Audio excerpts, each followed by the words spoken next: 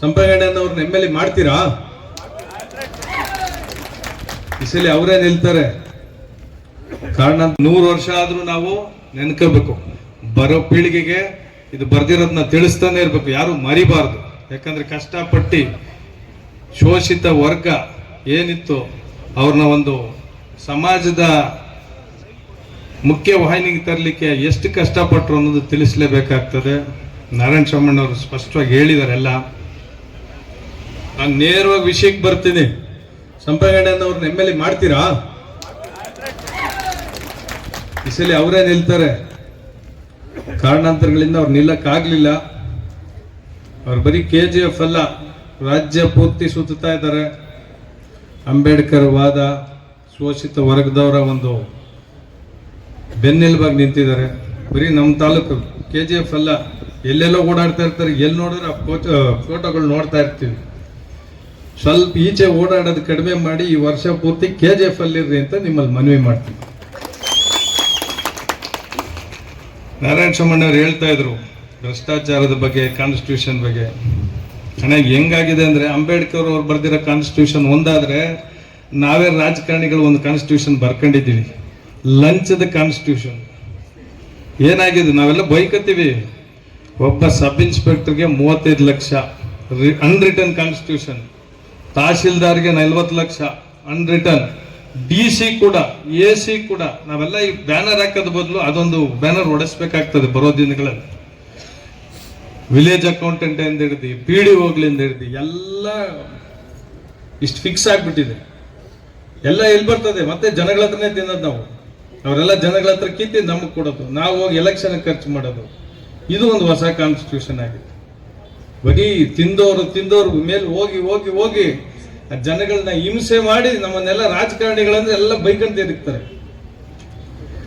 ವಿಶೇಷವಾಗಿ ಕಾಂಗ್ರೆಸ್ ಅಲ್ಲಿ ಭಯನೇ ಇಲ್ಲ. ನೀವ್ ಹೇಳ್ತಾ ಇದ್ರಿ ಎಲ್ಲಾ ಕಡೆ ಹಗರಣಗಳು ಅಂತ.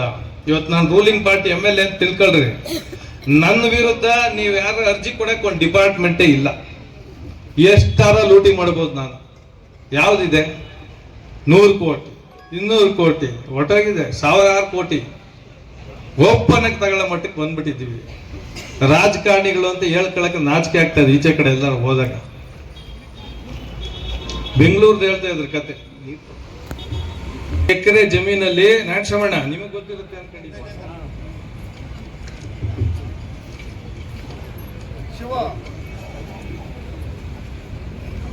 1.5 ಎಕರೆ ಜಮೀನಲ್ಲಿ ಏನಾರ ಅಪಾರ್ಟ್ಮೆಂಟ್ ಕಟ್ಟಬೇಕು ಯಾರ ಬಿಲ್ಡರ್ ಬೆಂಗಳೂರಲ್ಲಿ ಅಂದ್ರೆ ಲಂಚ ಎಷ್ಟು ಕೊಡ್ಬೇಕು? ನಿಮ್ಗೆ ಐಡಿಯಾ ಆಯ್ತಾ? ಎಷ್ಟೋ? ಯಾರೋ ಒಬ್ರು ಹೇಳ್ರಿ. ನಿಮ್ಗೆ ಗೊತ್ತಿಲ್ಲ. 1,80,00,000 ಪ್ರತಾಪ್ ಸಿಂಹ ಅವರು. ಯಾವಾಗ JCB ಇನ್ನು ಒಳಕ್ಕೆ ಬರಂಗಿಲ್ಲ ನಮ್ಮ ಜಮೀನು ಒಳಗಡೆ 1,80,00,000 ದುಡ್ಡು ಕೊಟ್ಟು ಆಮೇಲೆ ಪ್ಲಾನ್ ಸ್ಯಾಂಕ್ಷನ್ ಮಾಡ್ಕೊಂಡು ಬರ್ಬೇಕು. ಬರೀ ಲಂಚದ ವಿಷಯ ಹೇಳ್ತಾ ಇದ್ದೀನಿ. ಈ ದುಡ್ಡೆಲ್ಲ ಎಲ್ಲಿ ಹೋಗ್ತದೆ? ದುಬೈ, ಮಲೇಷಿಯಾ, ಸಿಂಗಪೂರ್ಗೆ ನಮ್ಮ ದುಡ್ಡೆಲ್ಲ ಹೋಗ್ತಾ ಇರುತ್ತೆ. ಇದ್ರ ವಿರುದ್ಧ ಜನ ರಚ್ಚಿಗೆ ಹೇಳ್ಬೇಕು. ಇದು ಬರೀ ಕಾಂಗ್ರೆಸ್ಗಲ್ಲ, ನಾವು ನಮ್ಮಲ್ಲಿ ತಪ್ಪು ಮಾಡಿದ್ರು ರಚ್ಚಿಗೆ ಹೇಳಲೇಬೇಕು. ಪಕ್ಷಾತೀತವಾಗಿ ನೀವೆಲ್ಲ ಭ್ರಷ್ಟಾಚಾರ ಮಾಡೋರ್ನ ದಂಡಿಸ್ಬೇಕು, ಉಗಿಬೇಕು.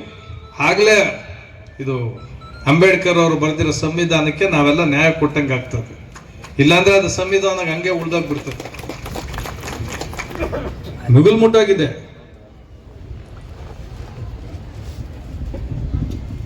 ನಾರಾಯಣ ಸ್ವಾಮಣ್ಣ ಅವ್ರು MP ಆಗಿ ಹೋದ್ರು ಅನ್ಸುತ್ತೆ. ಜೋರಾಗಿ ನಿಮ್ಮ ವಾಕ್ ನೀವೇನ್ ಮಾತಾಡ್ತೀರಿ, ನಮ್ಗೆ ವಿಧಾನಸಭೆಯಲ್ಲಿ ಬೇಕು ನೀವು ನಿಮ್ಮಂತವ್ರು. ಪ್ರತಾಪ್ ಸಿಂಹ ಅವ್ರಿಗೂ ಅಷ್ಟೇ ಬ್ಲೆಸ್ಸಿಂಗ್ ಇನ್ ಡಿಸ್ಗೈಸ್ ಅನ್ಕೊಳ್ಳ. ನೀವು ಕೂಡ ವಿಧಾನಸಭೆಗೆ ಬರ್ಬೇಕು ಅಂತ ನಿಮ್ಮನ್ನೆಲ್ಲ ಮನವಿ ಮಾಡ್ತೀವಿ. ಮುನ್ಸ್ವಾಮಿ ಅವ್ರು ನೋಡ್ತಾರೆ ನಾನು ಇದ್ದೀನಿ ಅಂತ.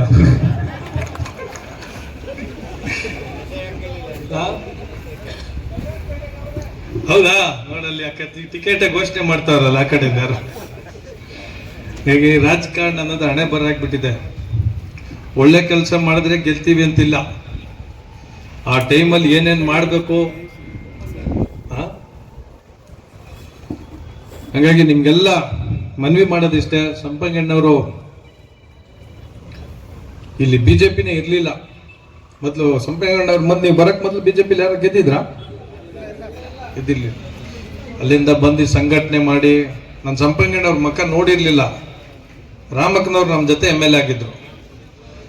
ಇವ್ರನ್ನ ಎಮ್ ಎಲ್ ಎ ಮಾಡಿ ಗೆಲ್ಸಿರೋದು ಯಾರು ಅಂತ ಆಮೇಲೆ ಹುಡುಕಿ ನಿಮ್ಮ ಮಕ್ಕನ್ ನೋಡಿದ್ ನಾನು. ಅಷ್ಟು ಬಲಿಷ್ಠವಾಗಿದ್ದಂಥ ಒಂದು ಸಂಘಟನೆ. ಇನ್ನೂ ಚೆನ್ನಾಗಾಗುತ್ತೆ. ನಿಮಗೆ BJP ಎಲ್ಲ ವರಿಷ್ಠರ ಒಂದು ಆಶೀರ್ವಾದ ಇದೆ. ನಾವೆಲ್ಲ ಮೋದಿಯವ್ರು ಮಾಡ್ತಾರೆ ಕೆಲಸನ ಜನರಿಗೆ ತಿಳಿಸೋಣ. ಅದ್ರ ಶ್ಯಾಡೋ ಅದಕ್ಕೆ ನಾವು ಅಷ್ಟು ಮಾಡೋಕ್ಕಾಗಿಲ್ಲ ಅಂದ್ರೆ ಒಂದು ನೆರಳಲ್ಲಿ ಒಂದು ಭಾಗ ನಾವು ಇಲ್ಲಿ KGF ಕೋಲಾರಲ್ಲಿ ಬಿದ್ದರೆ ಅದೇ ಸಾರ್ಥಕ. ₹1 ದುಡ್ಡಿಗೆ ಆಸೆ ಪಡದೆ ದೇಶಕ್ಕೋಸ್ಕರನೇ ಅವರ ಒಂದು ಜೀವನನ ಮುಡುಪಾಗಿಟ್ಟಿದ್ದಾರೆ. ನಾವೆಲ್ಲ ರಾಜಕಾರಣಿಗಳು ಅವ್ರ ಹತ್ರ ಕಲಿಯೋರಿದ್ದೀವಿ. ನಾವು ಅವ್ರನ್ನ ಪಾಲಿಸ್ಬೇಕು.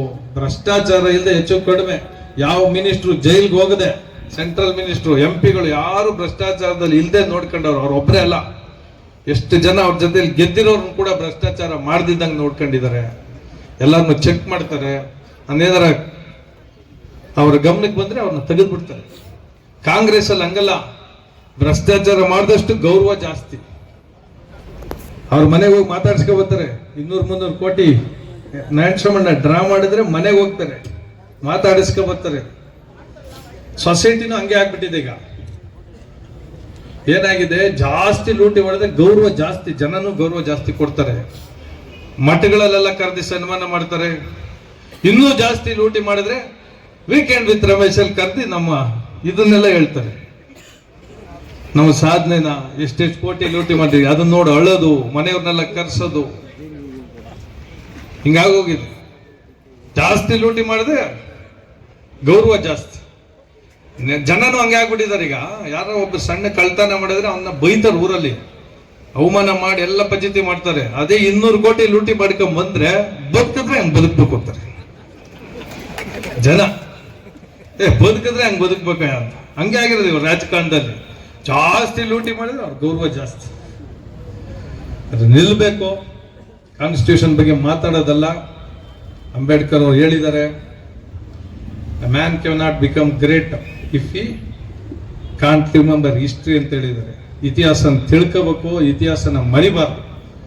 ನಾವೆಲ್ಲ ಒಗ್ಗಟ್ಟಾಗಿ BJP ಪಕ್ಷನ ಕಟ್ಟನ. ಮುಂದೊಂದ್ಸಲ ಸಂಪಂಗಣ್ಣವ್ರನ್ನ MLA ಕಳಿಸ್ರಿ ಅಂತ ನಿಮ್ಮನ್ನೆಲ್ಲರೂ ಮನವಿ ಮಾಡ್ತೀನಿ. ನಾವೆಲ್ಲ ಅವ್ರ ಜೊತೆ ಇರ್ತೀವಿ. ನಿಮ್ಗೆ ಎಲ್ಲರಿಗೂ ಒಳ್ಳೇದಾಗಲಿ. ದೇವ್ರು ನಿಮ್ಗೆಲ್ಲ ಆಯುಷು, ಆರೋಗ್ಯ, ಐಶ್ವರ್ಯ, ನೆಮ್ಮದಿ ಕೊಟ್ಟು ಕಾಪಾಡಲಿ ಅಂತ ಹಾರೈಸ್ತೀವಿ. ನಮಸ್ತೆ.